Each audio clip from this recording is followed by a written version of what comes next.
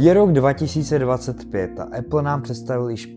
generaci M-kových čipů M5. Každý rok je to ta samá písnička. Apple tlačí uživatele, ať si koupí ten jejich nejnovější čip, že je mnohem lepší než ten jejich starší čip. O kolik procent je vlastně lepší? Realita je taková, že právě ty starší čipy od Apple, M-kový čipy, jsou často skvělým poměrem cena-výkon. A mě jako uživatele jednoho ze starších M-kových čipů zajímala jedna otázka. Vyplatí se MacBook Air generace M2 i v roce 2025? Na to se podíváme v dnešním videu. Petr Mára, nový video.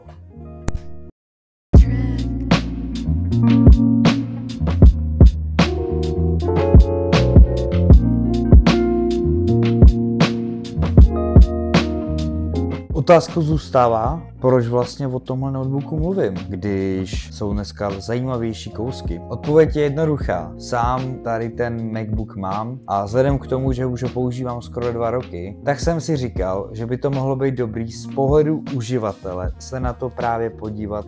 Jak víme, tak Apple produkty oproti konkurenci klesají mnohem pomaleji na své hodnotě a právě z tady toho důvodu je to zajímavý z toho poměrce na výkon. Ještě k tomu, že Apple nastavuje u svých produktů výkonově laťku strašně vysoko a právě tahle ta myšlenka a tady celá filozofie Apple mě k tomu přivedla. Že na jednu stranu tu máme prostě produkty, které jsou skvělý, které vám vydrží hrozně dlouho a na druhou stranu tu máme prostě Apple, který vás tlačí každý rok a pomalu vám dává do hlavy, že starší produkty rovná se starý kšun. I přesto, že všichni víme, jak to je. Právě v dnešním videu vám chci ukázat vlastně pro koho M2 stále dává smysl.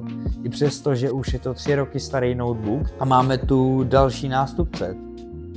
Jdeme se přesunout na design. Design je obecně subjektivní záležitost. Každopádně v tomhle případě Apple vsadil na takový industriální, jednoduchý design. Dal ostřejší hrany. Není se čemu divit, že ho nemění, protože od M2 až po M4 se design takřka nezměnil. Za mě osobně vlastně proč ne, ten design je funkční, notebook vypadá sebevědomě, nemáte pocit, že si kupujete základní verzi nějakého produktu. A za mě osobně to působí dost jako poroučková řada, která samozřejmě, když se podíváme na detaily, tak je tlustší, má trošku jinak řešenou klávesnici. Každopádně na první pohled to vypadá jako o level vejš, než je to původně daný. Když ještě u designu zůstaneme, Apple tady vsadil na lehký materiály a i přesto, že baterka je u tady toho notebooku naprosto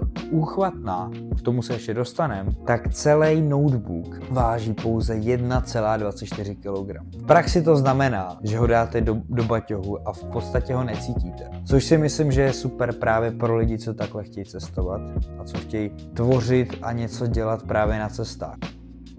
Otázkou zůstává, jak moc výkonný v praxi tenhle noťaz je. A odpověď je jednoduchá, dostačující. Pokud na tom děláte práce jako koukání na videa nebo kancelářskou práci, jako je Windows, různé zprávy, e-maily, tak ten noťaz je naprostý monstrum, co se týče výkonu. Když vám tady ukážu, jak je strašně intuitivní scrollování mezi různýma stránkama, tak tomu ani nebudete věřit a ani nebudete věřit tomu, že ten displej má pouze 60 Hz. Což je taky pro mě naprosto uchvatná věc, jak Apple dokázal propojit výkon se základním displejem, kdy fakt ta dynamika funguje naprosto skvěle a je tam taková harmonie a řekl bych až chemie mezi základním displejem a výkonným čipem, který i v roce 2025 je dostačující. Kde už tak dostačující být nemusí, je při nějaký náročnější kreativní činnosti, což právě může být střih videa či úprava různých grafických věcí. Ale pokud jste pouze hobby střihač a děláte základní střih v rozlišení Full HD, nepocítíte ztrátu. Pokud byste už stříhali 4K video, dávali byste tam nějaký náročnější operace, náročnější efekty, tak se notebook zapotí. Jednou jsem stříhal pro právě mýho kamaráda Tomáše 4K video, řekl se, že to natočí ve 4K a i jednoduchý operace tomu notebooku prostě zabrali. Já jsem tam dával nějaký jednoduchý text, ten notebook už se sekal. sekal se jenom při střihu, při renderu to bylo jednodušší. Renderování na tomhle notebooku je taky jednoduchý. Když jsem renderoval velký video, mělo přes 30 minut, tak mi to zabralo pouze 10 minut a bylo vidět, jak ten notebook fakt maká. Takže když si tady tu část shrneme, výkon je dostatečný tu chvíli, kdy neděláte nějakou brutální, náročnou, kreativní činnost, jako je právě střih náročných videí, programování či nějaká náročná grafika. Další velkou výhodou tady toho MacBooku je jeho tichost a chlazení. Jelikož tenhle notebook nemá žádný ventilátory a chlazení je řešený jiným způsobem, tak ten noťaz je fakt tichonkej. Tady pro ukázku jede mi na něm zvuk, nahrávání a poslechněte si sami, jak strašně moc se u toho zapotí. Asi tam hodím cvrčky, aby tam něco bylo. Takhle asi z hlasitosti tohohle notebooku. Displej a konstrukce je další velkou výhodou tohohle notebooku. Samotný displej má rozlišení 2560 na 1646, což je vlastně 2K displej.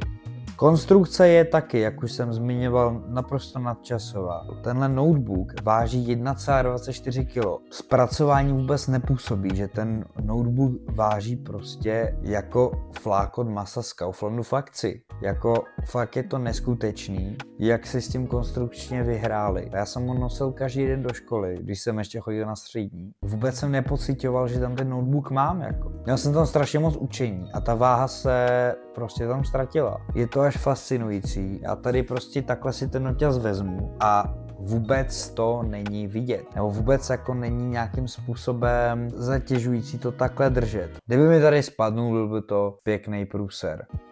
Tak ještě si dáme displej v číslech. Displej má 13,6 palců. Barevný podání je naprosto skvělý a obnovovací frekvence je 60 Hz. Jak už jsem říkal v předešlé části, ta symbioza mezi výkonným čipem a 60 Hz displejem je tak skvělá, že není potřeba 120 Hz displej. Samozřejmě, když jsem si někde zkoušel noťaz se 120 Hz displejem, měl jsem pocit, že nevím, co jsem do té doby dělal, protože tam je to tak neskutečný, že zamilujete se okamžitě a musel jsem z té Apple prodejny odejít. To, co dělá kvalitním zařízení, je baterka. A baterka je u MacBooku Air M2 naprosto skvělý. Výrobce uvádí nějakých 12 až 15 hodin běžného používání, což reálně nevím, co znamená, protože nikdy jsem nepoužíval 12 až 15 hodin notebook v kuse. Každopádně v praxi to z mýho pohledu znamená, že běžnou práci, když neděláte fakt nic náročného, nemáte otevřených víc aplikací najednou, to, že vám v pohodě 2 až 3 dny na jedno nabití notebook vydrží. Což si myslím, že je reálně fakt super, protože notebooky z mý zkušenosti vydrží tak den, maximálně 2, ani to ne. A u konkurence se musí nabíjet skoro každý den. U tady toho notebooku je to stejný případ, pokud byste ho využívali naplno. Budete dělat nějakou kreativnější činnost, například třeba střih videa, do toho budete mít otevřených víc tabů, víc aplikací. V tom případě vám vydrží fakt maximálně den, ale z mý zkušenosti a z mý praxe tohle je věc, kterou asi nebudete na tom notebooku řešit každý den. A střih videa je fakt jenom pro lidi, co to mají jako hobby, protože tenhle ten noťaz, co si budeme, není na střih videa primárně určený, ale já na něm videa stříhám, že jo. Takže si myslím, že z tady toho důvodu je to právě pro studenty a pro lidi, co potřebují dělat nějakou office práci, naprosto super, protože vám fakt vydrží několik dní. Když bych s ním měl někam na cesty a věděl bych, že ho nebudu používat tolik, nevezmu si sebou nabíječku a při nejhorším ho můžu hodit do nějaký pomalejší USB-C nabíječky a dokonce zvládne i powerbanku. Je to krajní řešení a myslím si, že to je praktického hlediska fakt super. A tak pojďme se z více pozitivních věcí přesunout do těch méně pozitivních, a to jsou porty. Obecně známá věc, základní MacBooky Air mají fakt málo portů, a to jsou 2 USB-C porty, jeden MagSafe port, který se používá na nabíjení, a jack. A to je tady všechno. Pro zkušené MacBookáře to není žádná novinka, protože každý z nás určitě vlastní multiport. Každopádně není to žádná katastrofa, protože dnes se dá pořídit takzvaný multiport, který nabízí mnoho portů, jako jsou několik USBček, pak tady máte dokonce VGA port na starší monitory, teda Ethernet, ne VGA, další USB-C, HDMIčko, čtečka karet. Dá se to dneska sehnat do nějakých 1000 korun. Samozřejmě výrobců je hodně, takže je to řešení, pokud byste si nechtěli kupovat rovnou MacBook Pro, který typ těch portů má víc. Každopádně pro někoho to může být katastrofa, ale jak říkám, připlatíte si pár stovek a máte prostě porty, které ani reálně nevyužijete každý den.